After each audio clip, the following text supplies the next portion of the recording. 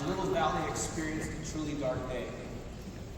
My heart shattered when I heard news of the assassination at BYU, which took the life of Charlie Kirk. Our family is praying for Charlie's family. We are praying for our dear friends and neighbors at BYU, so many of whom were traumatized by this horrific event. I want to echo something I heard from Utah's governor earlier this week.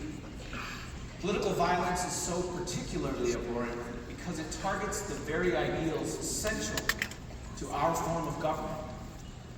Political violence chills the exchange of ideas, which is the lifeblood of our democratic republic.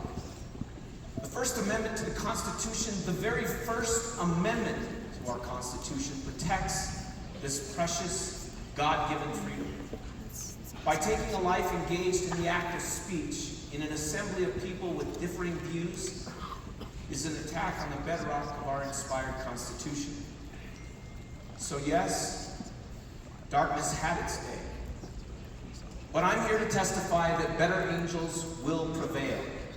I'm here to testify that Christ's light will prevail. His light provides the comfort we need in any time of trial, hurt, or sorrow. It always has, and it always will. Christ himself declared, "Peace I leave with you, my peace I give unto you." During these difficult times, the world needs Christ's peace. I urge each of us to begin by heeding the prophetic counsel of President Russell M. Nelson, who has repeatedly and seeing around corners called upon us to be peacemakers. Anger persuades. Hostility builds no one. Contention never leads to inspired solutions. Regrettably, we sometimes see contentious behavior even within our own ranks.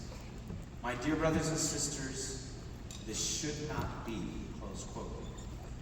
As President Nelson continued, as disciples of Jesus Christ, we are to be examples of how to interact with others, especially when we have differences of opinion.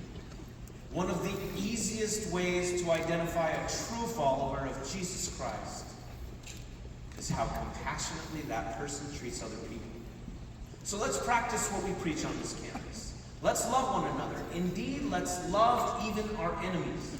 Let's selflessly serve to build something better than animosity and division. I'm already seeing the light flood back into our little valley. I've seen police officers work tirelessly, many for extended and challenging hours to keep our community safe. I've seen campus counseling ensure an influx of students are served during this time of need. I've received correspondence recently about faculty shedding tears and comforting students. I've heard about appropriate outreach through appropriate channels to lend assistance to our friends at UVU with officers and counselors where needed and helpful. During challenging times like these, I appreciate that it can be hard to focus on your studies. The students at Oxford University in 1939 had very similar concerns. You see, in that year,